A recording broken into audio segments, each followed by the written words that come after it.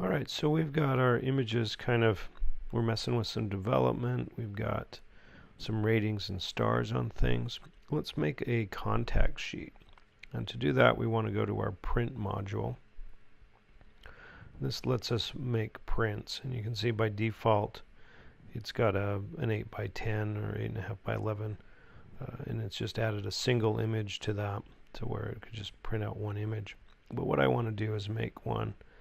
So on the 8.5 by 11 or an 8 by 10, we want to add our create a contact sheet where we have, say, 20 little thumbnails per page. And so what we're going to do here first is we want to make sure that we're under the single image contact sheet. And then the next settings we want are the layout. So you can see the layout module right here. Right now it's got a page grid of rows and columns of 1 to 1. We want to change that to 4 rows and 5 columns. And so we're going to have 4 across and 5 down.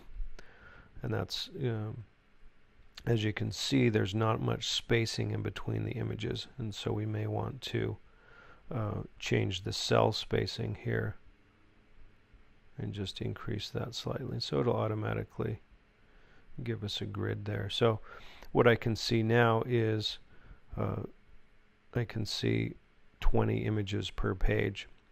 And you can see that if I just select one image, and right now all of these images are here, and we have multiple pages of them. So when we select all of our images, they become the content that fills in all of this this contact sheet. And so then what we want to do is go to Printer, and I want to save this here as a PDF document. Okay. And what that's going to do then, instead of printing the image, and I can store this here in my pictures,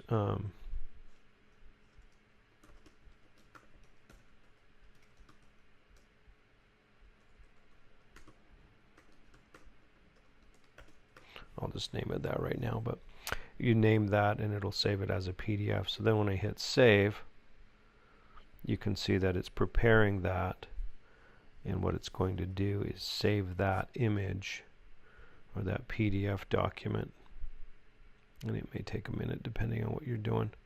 I believe I saved it in the pictures, so we'll see as that works through that. And then once that's saved, we'll show you how that works. No, there it is. So that's coming up. So I'll show you then once we save it, what we can do with it in the Acrobat program. And this will be a great way for us to kind of talk and exchange ideas on what images we should edit.